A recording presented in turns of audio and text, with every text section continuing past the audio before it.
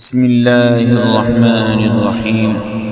إذا جاءك المنافقون قالوا نشهد إنك لرسول الله والله يعلم إنك لرسوله والله يشهد إن المنافقين لكاذبون.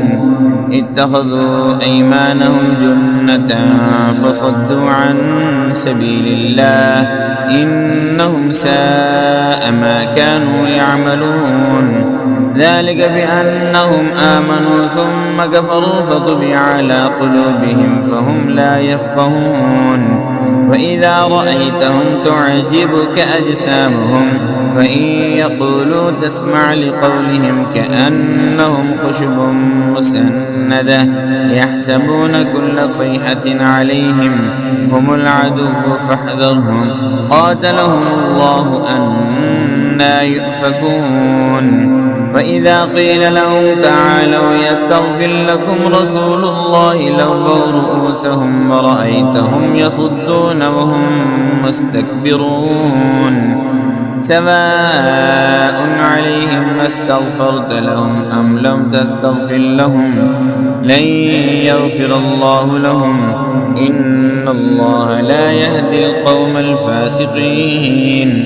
هم الذين يقولون لا تنفقوا على من عند رسول الله حتى ينفضوا ولله خزائن السماوات والأرض ولكن المنافقين لا يفقهون.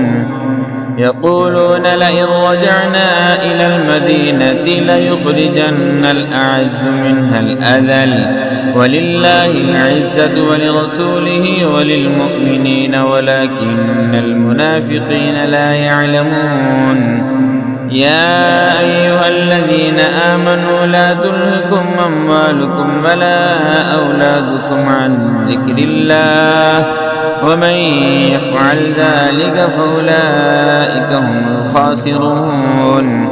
وأنفقوا مما رزقناكم من قبل أن يأتي أحدكم الموت فيقول